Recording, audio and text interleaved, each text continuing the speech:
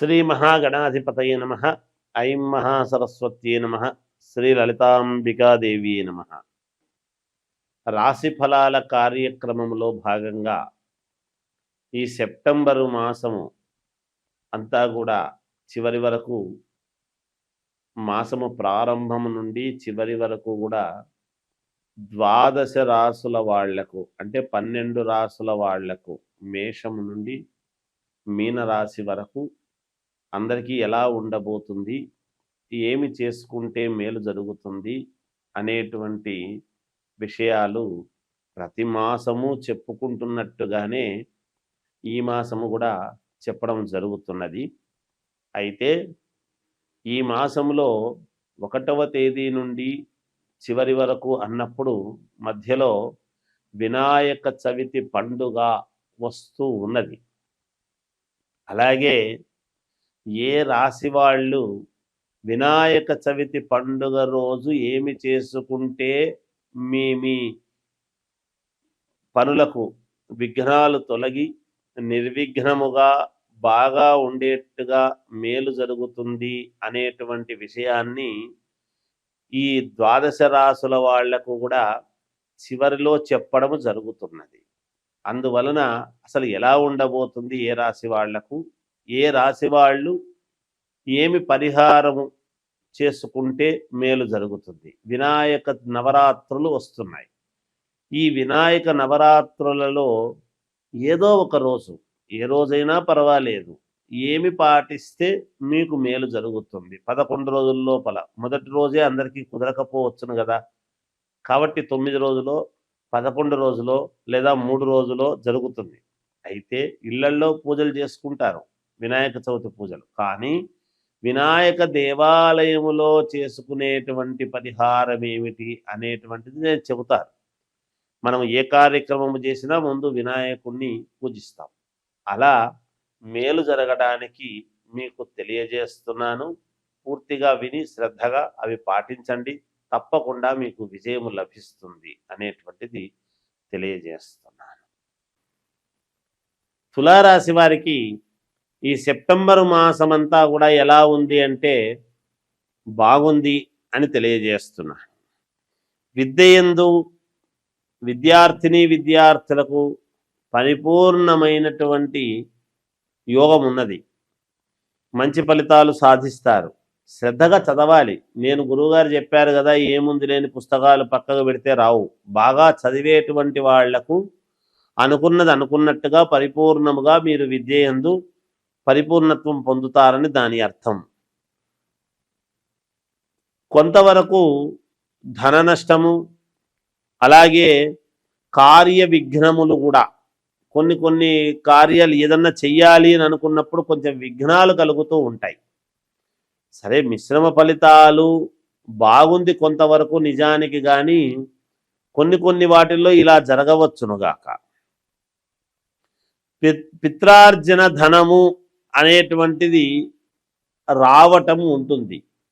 మరి అసలు పిత్రార్జితం అనేటువంటిది ఏమాత్రము లేని వాళ్ళ పరిస్థితి ఏమిటి అనుకోవచ్చు. అంటే అనూహ్యముగా ఎక్కడి నుంచో ఒక చోటు నుంచి ధనము రావాలి అనుకున్నప్పుడు తప్పకుండా మీకు మేలు జరుగుతుంది, వస్తుంది గాక. దాని అర్థం అది. పుత్ర సంతానము అభివృద్ధి అనేటువంటిది ఉంది. ఇక్కడ పుత్ర సంతానము అంటే సంతానము ఉండేటువంటి వాళ్లకు పిల్లల యొక్క అనుకూలత, వాళ్ళు ఏదైనా సాధించడము, గొప్పతనం సాధించడము, విద్యలో లేదా మెడల్ సాధించడం లాంటివి ఉంటాయి. సంతానము లేని వాళ్లకు, ఈ రాశి వాళ్లకు తండ్రులకు గర్భము నిలబడటం అన్నమాట, భార్యకు. అలా కూడా ఉంటాయి. అంటే సంతాన యోగం అనేటువంటిది కూడా కలగవచ్చును ఈ రాశి వాళ్ళకు. వ్యాపారాల యందు అభివృద్ధి అనేటువంటిది ఉన్నది. ఏ వ్యాపారాలు చేసుకునేటువంటి వాళ్ళు, చిన్న వ్యాపారం కావచ్చు, పెద్ద వ్యాపారస్తుల వరకు కూడా అభివృద్ధి అనేటువంటిదైతే ఉన్నది. ఆ అభివృద్ధికి కావాల్సినటువంటి ఇది మీరు ఒక పద్ధతి ప్రకారముగా ఒక ప్లాన్ వేసుకునో, లేదా అంతా చర్చ చేసి కానీ ఒక నిర్ణయాలు తీసుకుంటారు. కొన్ని అనుకూలతలు అన్ని రంగాలలోనూ ఏ రంగంలో ఉండేటువంటి వాళ్లకు ఆయా రంగాలలో అనుకూలతలు బాగా పెరుగుతాయి అనేటువంటిది కూడా ఉన్నది. మొట్టమొదట 1-2 ధన నష్టము అది ఉండినా ప్రారంభంలో పోను పోను పోను పోను నెలాఖరు వరకు కూడా మంచి యోగవంతమైనటువంటి ఫలితాలు ఉన్నాయి అనడానికి నిదర్శనం ఇది. ధనలాభము కలుగుతుంది, ఏదో రకంగా ధనం అయితే మీకు ఖచ్చితంగా వచ్చి తీరుతుంది అనేది ఉన్నది. స్థానచలనము, తరచూ ప్రయాణాలు అంటే ఎవరేమీ ఆందోళన చెందాల్సిన పని లేదు. ఇప్పుడు ఏదో మీటింగులకు వెళ్ళటము కానీ, అక్కడ పని పూర్తి చేసుకొని రావటం కానీ, ఇంకొక చోటికి వెళ్ళటం కానీ అది జరగడము, లేదా ఈ రియల్ ఎస్టేట్ అవి చేసుకునేటువంటి వాళ్ళు అక్కడ ల్యాండ్ కోసం ఇక్కడ ల్యాండ్ కోసం తిరగటము, ప్రయాణాలు చేయటము, శుభకార్యాలలో పాల్గొనడానికి చేయటము, లేదా ఒక నిర్ణయాత్మకమైనటువంటివి డబ్బు రాబడి కోసము ఏదైనా ఉంటే అక్కడికి పోయి మాట్లాడుకొని రావటము, ఇలాంటి ప్రయాణాలే ఉంటాయి గాక. తరచూ ప్రయాణాలు అంటే ఏమి ఇబ్బంది పడాల్సినటువంటి పని లేదు. కొంచెము సమయానికి తిండి లేక ఈ పనుల వల్ల అంటే పని మీద శ్రద్ధ అనేటువంటిది ఎక్కువై సమయానికి తిండి అనేటువంటిది లేక అజీర్ణము అనేటువంటి ఇబ్బంది కలగవచ్చును అనేటువంటిది సూచనప్రాయంగా తెలియజేయడం జరుగుతున్నది. అజీర్ణ వ్యాధి అనేటువంటిది రావచ్చునేమో కనుక సమయానికి తిండి తినండి, సమయానికి నిద్రపోండి, పనులు చేసుకోండి, ఖచ్చితముగా మీకు మేలు జరుగుతుంది. ఇంకా మెరుగైనటువంటి ఫలితాలు సాధించాలి అంటే ఈ వినాయక నవరాత్రులలో ఏదో ఒక రోజు మీకు అనుకూలమైనటువంటి రోజు ఒక తెల్లటి రవిక గుడ్డ, తర్వాత 2.5 కిలో బియ్యము, అలాగే 16 తొమలపాకులు 16 ఒక్కలు వినాయక గుళ్ళో ఇవ్వండి. తప్పకుండా మీకు విజయం లభించి తీరుతుంది గాక.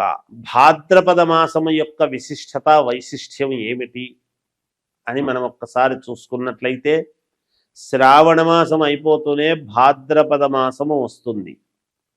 భాద్రపద శుద్ధ చవితి వినాయక చవితి. ఆ వినాయక నవరాత్రులు 11 రోజుల 9 రోజుల అనేటువంటిది మనం చేయడం జరుగుతూ ఉన్నది వినాయక నవరాత్రులు. అయితే భాద్రపద మాసము అనంగానే కలవు చండీ వినాయకవు అని. కలియుగములో చండీ అంటే అమ్మవారు పార్వతీదేవి కదా, అందువలన అమ్మవారిది వినాయకవు అన్నాడు.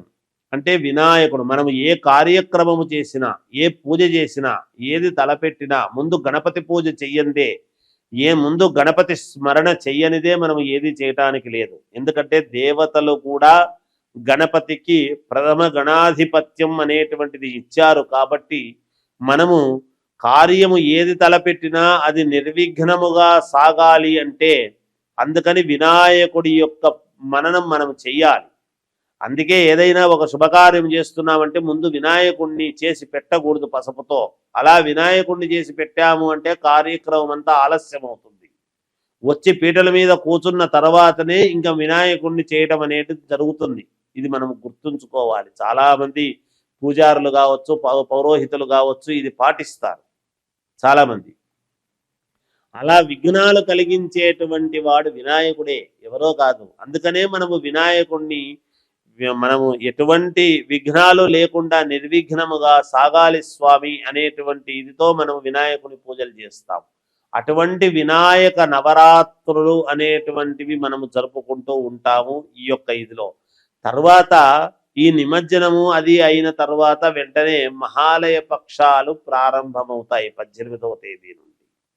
మహాలయ పక్షాలు అంటే ఆ పక్షమి 15 రోజులు మనం ఏమి చేయడానికి ఉండదు. మహాలయ పక్షాల్లో అంటే పితృకార్యక్రమాలు అవి చేసుకోవటానికి చాలా ఉపయోగపడతాయి. అంటే పొరపాటున గనక మనము ఎప్పుడైనా పితృకర్మలు చేయకపోతే లేదా పితృదోషాలు ఉండేటువంటి వాళ్లకు వంశపారపర్యముగా మేము ఎంత కష్టపడుతున్నా మాకు బాగా జరగడం లేదు గురువు గారు, ఏమి దోషం ఉందో ఏమో, మా జాతకాల్లో మేము అన్నీ చూపించుకున్నాము, మరి ఎందుకో మేము ముందుకు వెళ్ళలేకపోతున్నాము, మేము ఈ వ్యాపారంలో కలిసి రావడం లేదు, ఈ ఉద్యోగంలో నాకు ఇబ్బందిగా ఉంది, లేదా ఇది జరగడం లేదు అని వస్తారు.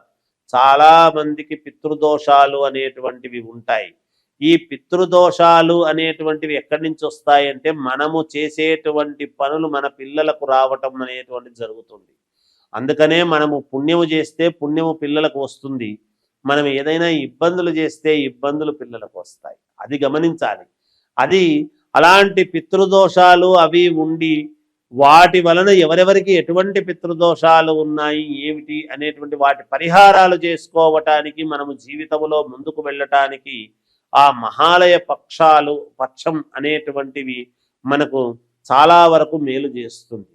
అటువంటి సమయంలో గనక దోషాలు పోవడానికి గనక మనం చేసుకున్నాము అంటే మన జీవితంలో ఎన్నో కోట్ల రెట్లు మేలు జరిగే అవకాశం ఉంటుంది. ఎప్పటి నుంచో బాధపడుతుండేటువంటి బాధలన్నీ కూడా తొలగిపోయి మేలు చేసుకోవచ్చు.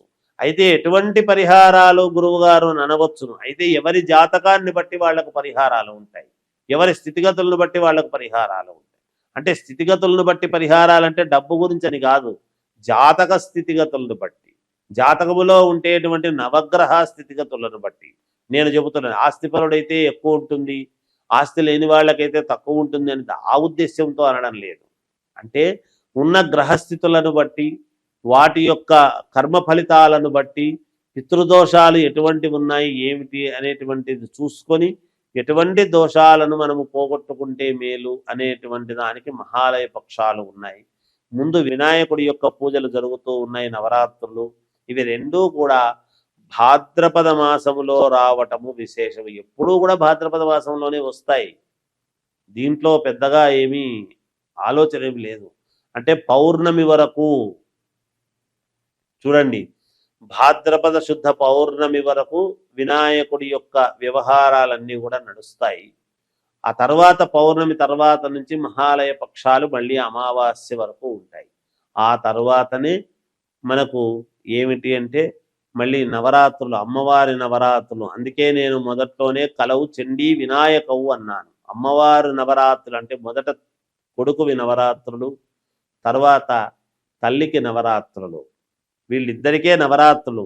పేరు ఏది పెట్టినా గుప్త నవరాత్రులని ఇవన్నీ కూడా తర్వాత మళ్ళీ మనం చెబుతాం మామూలుగా. అవి ఏవి పెట్టినా ప్రాధాన్యత ఏమిటి అంటే గణపతి నవరాత్రులు, ఈ దసరా శరన్నవరాత్రోత్సవాలకు అమ్మవారి నవరాత్రులు. అందుకే తల్లి కొడుకు, ఇంట్లో పెద్ద కొడుకు ప్రతి వాళ్లకు కూడా పెద్ద కొడుకు వినాయకుడితో సమానమే, చిన్న కొడుకు సుబ్రహ్మణ్య స్వామితో సమానమే. అదేమిటి గురువు గారు ఒకవేళ 3-4 కొడుకులు ఉంటే అని అనుకోవచ్చు. నేను మాట వరుసకే చెప్పాను పెద్ద కొడుకు వినాయకుడు లాంటి వాడు అని. ఎందుకంటే బరువు బాధ్యతలు వినాయకుడికి తెలిసినంతగా ఎవరికి తెలియదు. అందుకని ఆయనకు మనము ఆరాధించడంలోనే మన బరువు బాధ్యతలన్నీ కూడా తొలగాలి, మేలు జరగాలి అని కదా మనం పూజిస్తాం. అందువల్ల చెప్పాను. ఈ భాద్రపద మాసాన్ని అందరూ కూడా సద్వినియోగం చేసుకొని మీకు తగిన తోచిన విధముగా గణపతి నవరాత్రులలో పాల్గొని మీరు ఇది చేసుకోండి. తర్వాత మహాలయ పక్షాలలో మీకు కావాల్సినటువంటి అయ్యగారుల దగ్గరికి వెళ్ళి మీ జాతకాలను చూపించుకొని ఏమైనా పితృదోషాలు ఉంటే ఈ మహాలయ పక్షంలో ఈ 15 రోజులలో అవి పోగొట్టుకునే విధముగా చేసుకోండి. తద్వారా మీ ఎదుగుదలకు మీరే మూర్ధన్యులు కండి, మేలు జరుగుతుంది. జయోస్తు.